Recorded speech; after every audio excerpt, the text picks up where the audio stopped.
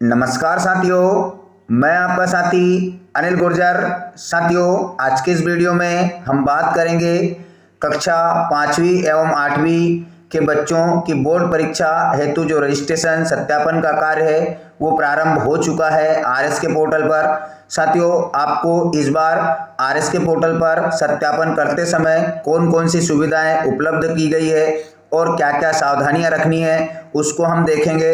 तो साथियों, ये जो है वो रजिस्ट्रेशन का पूरा फॉर्म है जो हमें भरना है और यहाँ पर क्या क्या चीज़ें कैसे किस तरीके से हमें दर्ज करनी है। तो साथियों, मैं लिए चलता हूँ आपको आरएस के पोर्टल पर। आप यहाँ तक कैसे पहुँचेंगे तो सभी साथी को पता है कि आरएस के पोर्टल लॉगिन कैसे किया जाता है, परंतु एक बार पुनः हम देख लेते हैं क्योंकि आरएस के पोर्टल पर गवर्नमेंट, प्राइवेट, मदरसा सभी संस्थाओं को लॉगिन करके 5वीं 8वीं के बच्चों का सत्यापन करना है और इस बार थोड़ी सावधानियां अधिक रखनी है। तो मैं लिए चलता हूं आपको लॉगिन की ओर। तो साथियों, ये मेरे मोबाइल की मेन स्क्रीन है। इसके आप किसी भी ब्राउज़र, जैसे कि मैं यहाँ पर क्रोम ब्राउज़र को ओपन कर लेता हूँ। तो जैसे ही क्रोम ब्राउज़र को टिक किया, उसके सर्च बार में हम यहाँ पर लिखेंगे RSKMP।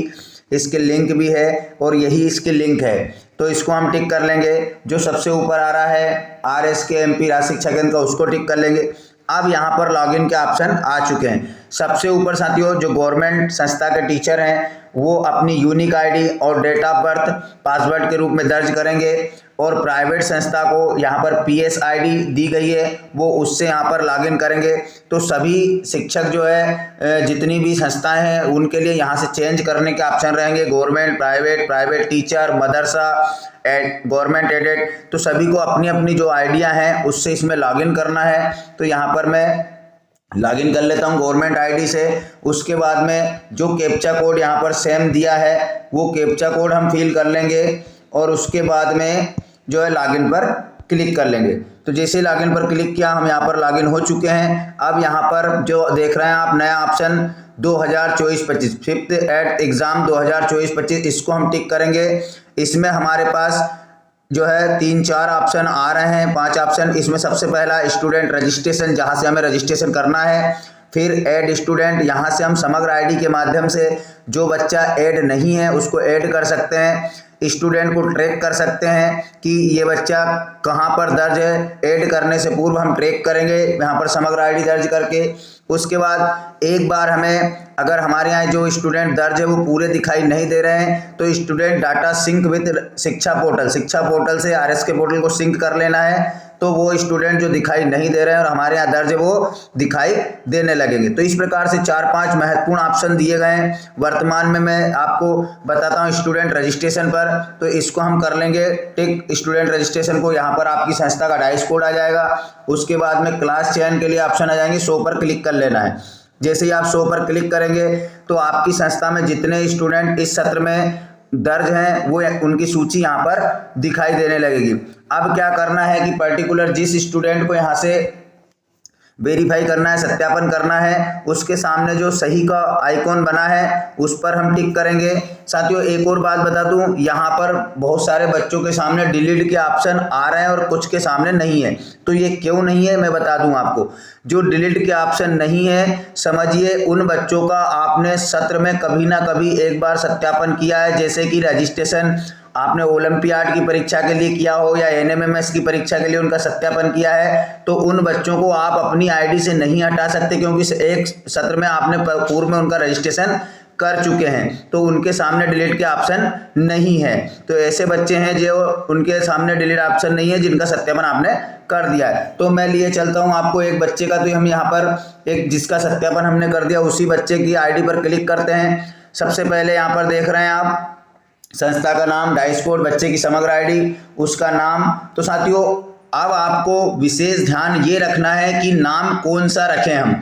साथियों, जिन बच्चों की अपार आईडी बन चुकी है, चाहूँगा कि आप अपार आईडी में जो बच्चे का नाम है, अगर उसके नाम के साथ में सरनेम है तो आप यहाँ पर सरनेम जरूर जोड़ें। अगर उसके नाम में सरनेम नहीं है और यहाँ पर सरनेम है तो आप सरनेम हटा देंगे। अब आपको स्टूडेंट की जो अपार आईडी में सरनेम आदि या जैसा नाम लिखा हुआ है वो नाम यहाँ पर दर्ज करेंगे तो अच्छा रहेगा, क्योंकि रिजल्ट जो है उसका अपार आईडी से मैप होना है, तो अपार आईडी में जो डाटा है वही डाटा आप यहाँ पर रखें। तो साथियों सिंपल सी चीज़ें हैं, नाम है, डेट ऑफ बर्थ है, क्लास है, प्रवेश पंजीक्रम क्रमांक यानी दाखिल खारिज। साथियों जो बच्चा CWSN है, जिसको कि आपको लिखने के लिए सुविधा चाहिए, उसको यहाँ पर आपको CWSN में यस करना होगा, तभी वहाँ पर आप लिखने की सुविधा बच्चे के लिए ले पाएंगे। जेंडर है, पिता का नाम, माता का नाम, पेरेंट्स का मोबाइल नंबर है, उसकी लैंग्वेज का यहाँ पे ध्यान रखेंगे, हिंदी इंग्लिश जो भी लैंग्वेज है उसी के अनुसार नीचे पेपर खुलेंगे।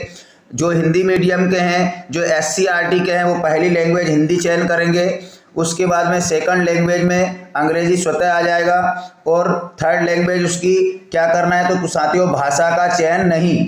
कक्षा 5वीं के बच्चों के लिए यहाँ पर भाषा का चयन नहीं आएगा, और कक्षा 8वीं के बच्चों के लिए यहाँ पर थर्ड लैंग्वेज में संस्कृत आएगी, या जो उसके जो आधार है, जो उसका विषय है उसके अनुसार जो भी भाषा है थर्ड लैंग्वेज का हम यहाँ पर चयन करेंगे। तो साथियों पूरा फॉर्म फिल करने के बाद वेरीफाई पर क्लिक कर देंगे, यस वेरीफाई क्लिक कर देंगे, तो कुछ ही देर में जो है इस बालिका का सत्यापन हो जाएगा। अगर आपको लगता है कि सत्यापन में त्रुटि हो चुकी है तो अभी जो है एडिट का ऑप्शन है, आप जो है दोबारा इस पेंसिल के आइकॉन पर क्लिक करके उसकी जानकारी में एडिट त्रुटि सही कर सकते हो। तो साथियों धन्यवाद, आशा है आपको जानकारी समझ आई होगी।